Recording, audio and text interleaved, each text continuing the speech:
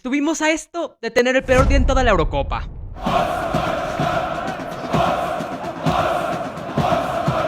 Bienvenidos al canal y bienvenidos a un nuevo video. Soy Mando Sanabria y hoy vamos a hacer la Eurocrónica que hacemos siempre. Ayer no hice, disculpen, nada más que subimos un video de México por si no lo han visto, pero necesitaba un pequeño descanso, pero vamos a darle con todo a lo que se viene de estos cierres de grupo y a lo que se viene después, octavos, cuartos, semifinales, final.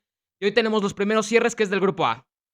Muchas cosas por decir y porque esta introducción de pudo ser el peor día de toda la Eurocopa, cuando radicalmente cambió a ser uno de los días, no sé si más épicos, pero cerca. Falta ver qué va a suceder en el futuro, pero vamos a ir por puntos.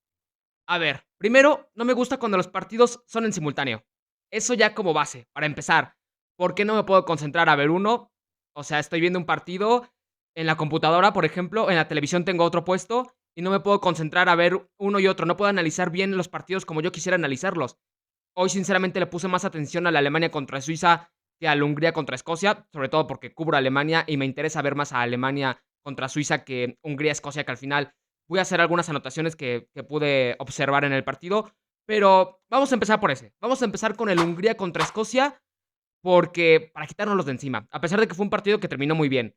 Primero tengo que decir lo de Varga, lo del futbolista húngaro que terminó teniendo un accidente bastante grave en ese choque con Gon, que se terminó parando el partido unos 10 minutos, de hecho eso fue lo que agregaron.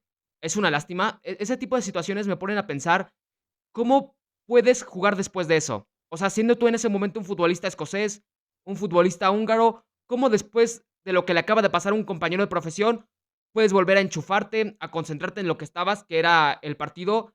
¿Cómo puedes hacerlo y competir al máximo nivel? A mí me parecería muy difícil, es un tema mental bastante grave y bueno, esperemos que esté bien. No he checado Twitter, básicamente, no sé si han salido informes de lo que le sucedió, pero bueno, sentí algo parecido a lo que pasó con Eriksen en 2021, sinceramente. Esperemos que esté bien.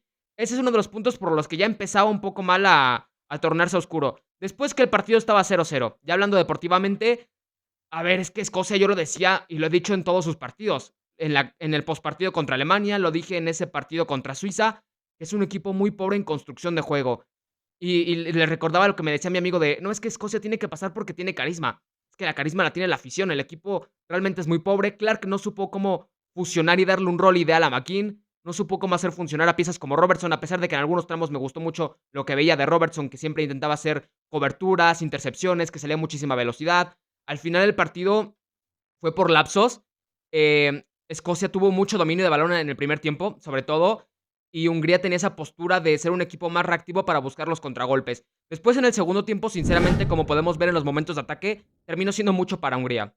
Hungría empezó a capitalizar el balón, empezó a ser más peligroso, empezó a tener más contragolpes, empezó a ser un equipo con más energía, quizá con más energía y personalidad que fútbol, pero al final construían más desde lo aguerrido que eran. Podían construir más desde esa energía, desde esa personalidad, que Escocia intentando hacer un fútbol de posesión que sinceramente no les ayudó en nada porque se terminaron derrumbando.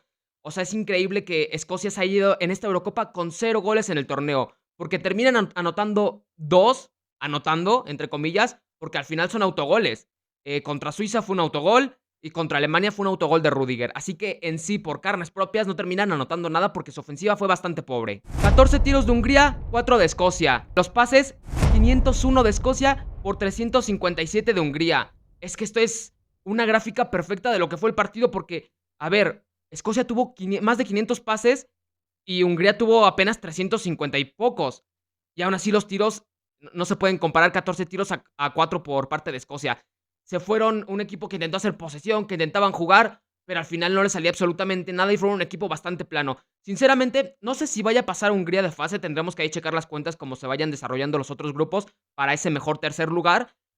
Pero agradezco que Escocia no pase, porque era un equipo bastante plano y Hungría sinceramente tiene muy poco. Roland Salai me gustó mucho, Szoboszlai, de hecho lo que estaba apelando totalmente Hungría era que Szoboszlai sacara un buen tiro, ya sea en balón parado o sacando de fuera del área. Eso era lo que estaba jugando Hungría hasta que ya después empezó a meter más gente en ataque, porque también dependieron mucho de la figura de Szoboszlai, que al final Szoboszlai fueron 4 pases clave. O sea, Szoboszlai dependió mucho y también podemos ver este mapa que encontré que me parece muy interesante para poder evaluar las zonas en donde se produjeron los tiros tanto de Escocia como de Hungría. A ver, los de Escocia son muy pocos y podemos ver ahora a comparación lo que hizo Hungría y fue un bombardeo constante de tiros, de tiros, de tiros, sobre todo en ese tramo final, en donde terminó inmejorable para el cuadro húngaro. Termina con un contragolpe después de que Escocia estaba atacando, un contragolpe fulminante que termina quedando, creo que era 2 contra 2, terminan cediendo el balón y después marcando el gol que terminó clasificando o a esperas de clasificar a Hungría. Terminó de un partido demasiado épico porque después de lo que le sucede a Varga,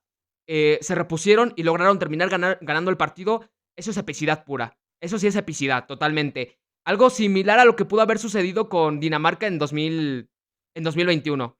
A ver si pasan y a ver si ese tipo de situaciones deportivamente les puede dar más ánimos. Que obviamente en ese momento es, a ver, vamos a ser sinceros, es bastante grave lo que sucedió. Pero al final, ese tipo de situaciones luego te ponen a reflexionar y hacen a un equipo más equipo. Pero ese es el apartado de Escocia contra Hungría. Ahora quiero pasar a lo más preocupante para mí, que es el partido de Alemania. Preocupante en ciertos modos, vamos a explicarlo. Y yo para esto lo voy a dividir en dos conceptos del por qué creo que Alemania jugó tan mal. Y primero que este primer punto enlaza con el siguiente, que es como la consecuencia de. El primer punto es que es un problema, ¿cómo decirlo?, sistemático. Porque Alemania ya es un equipo, yo lo dije en las Eurocrónicas anteriores, lo llevo diciendo en Twitter desde antes de que empezara la Eurocopa, que Alemania es un equipo que sufre mucho en la defensa. Esa era mi gran duda, ¿cómo podían manejar un retroceso ante un equipo más complicado? Contra Escocia no sufrieron prácticamente nada. Contra Hungría, que fue un equipo que exigió un poquito más, yo decía que tampoco hizo mucho daño, pero cuando llegaban había alertas. Y ahora contra Suiza, un equipo con muchísima más calidad individual que los dos anteriores, se vio. Ndoye y Brelen Bolo hicieron un partido gigantesco. Delanteros de sistema. ¿Qué es un delantero de sistema? Un delantero que se adapta perfectamente a una idea de juego. Y se adaptaron perfectamente a lo que les pedían, que era poder cuerpear, poder forcejear con los defensas, intentar generar espacios, intentar ganar los duelos para activar a los que llegaban en los contragolpes. Un partido sensacional, sobre todo de Ndoye, que termina marcando el gol, porque le termina anticipando perfectamente a Jonathan Tah, porque a mí me preocupaban mucho las laterales. Ya no solo que el espacio que dejaban los centrales detrás, sino también los laterales, porque tanto Kimmich como Mittelstadt son laterales con mucha tendencia a subir, y en ese ataque se terminaron perdiendo, les llegaban por ambos lados, sobre todo por el sector de Kimmich, que ahí es donde Ndoye se está aprovechando para poder generar más espacios y poder ganar las batallas contra Rüdiger.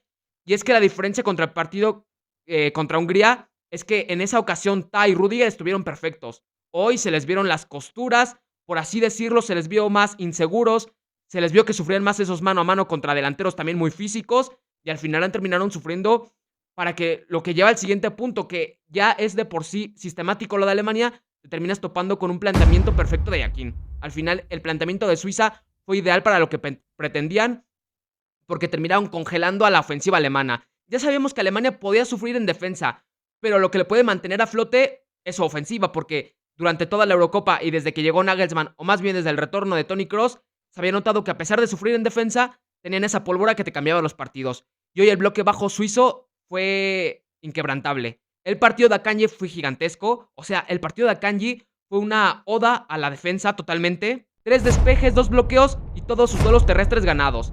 Al final, Alemania con 68% de posesión, con 18 tiros sobre 4 de Suiza y con 2 paradas tanto de Neuer como de Sommer, podemos definir eso. Es que ese último punto es clave. 2 paradas de Sommer y 2 de Neuer cuando Alemania tuvo 18 tiros en ya no solo a puerta, sino también tiros que salieron por los costados, etcétera. Uno de Toni Kroos que pasó bastante cerca, pero con tantos tiros que hayan tenido al final las mismas paradas, te habla de lo poco creativa, del poco punch que tuvo Alemania en ofensiva, ya que se debe a que la defensa suiza, el bloque bajo, fue bastante óptimo y que bloquearon tanto a Florian Wirtz, tanto a Kai Havertz, tanto a Jamal Musiala, como a Gundogan, a pesar de que había iniciado bastante bien.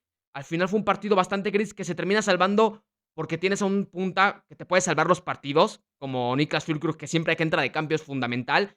Hay que entender también, es que se leen muchas críticas ahora a Havertz, pero ¿cuánto se tuvieron que esperar para volver a criticarlo? Porque Havertz llevaba una Eurocopa impecable. Es el tercer partido, todos tienen partidos malos, y Havertz no fue el único que jugó mal. A ver, tampoco Musiala hizo mucho, Florian Wirtz mucho menos, Mittelstadt mucho menos, Andrich tampoco, ni siquiera fue el mejor partido de Toni Kroos.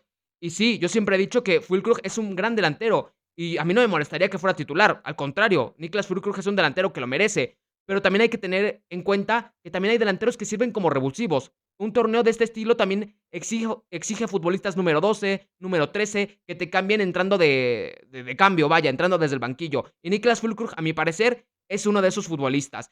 Después tienes otros cambios como Bayern, que tampoco funcionó. Fue el partido más gris de Alemania en la Eurocopa. Cosas a corregir, obviamente el retroceso. Es que a mí me dio la sensación, haciendo la comparativa de los dos partidos, que Escocia, teniendo la posesión, se estaba arriesgando y ya sabía que iban a sufrir. Alemania no quería sufrir. Escocia tampoco, pero ya sabían que iba a suceder. Alemania lo que intentaba era que sucediera lo menos posible. Y aún así les empezaron a filtrar muchísimos pases. Y a pesar del empate, fue un partido muy digno para Suiza. Sinceramente, mis respetos al partido de Xhaka, de Akanji, de Ndoye, de Embolo, etcétera. Fue un partido casi perfecto hasta ese último minuto. Y por Alemania, a ver, los rendimientos fueron muy pobres por bastantes jugadores. O no lo esperado para lo que nos habían acostumbrado en estos dos primeros partidos de Eurocopa. Empezó bien Gundogan, se cayó. Después Füllkrug es rescatable. David Raum es rescatable porque termina metiendo un gran centro. Toni Kroos más o menos. Por ahí. Neuer, que tuvo una parada enorme a un tiro de Xhaka, que también la terminó sacando muy bien. Quizás lo rescatable de Alemania, pero tiene muchas cosas que mejorar. Termina quedando el grupo de la siguiente manera. Alemania líder con 7 puntos. Suiza en segundo puesto con 5 puntos. Tercer lugar para Hungría, que al final con ese gol terminan quedando a la espera de si se pueden meter como una de las mejores terceras con 3 puntos. Y al final Escocia se va con un punto, haciendo una actuación bastante pobre, sinceramente, para los escoceses. Termina quedando así. Alemania se salva de no quedar segunda de grupo porque ese segundo puesto le hubiera dado quizá unos octavos de final contra Croacia o lo más probable contra Italia, que hubiese sido un cruce durísimo enfrentarte a Italia.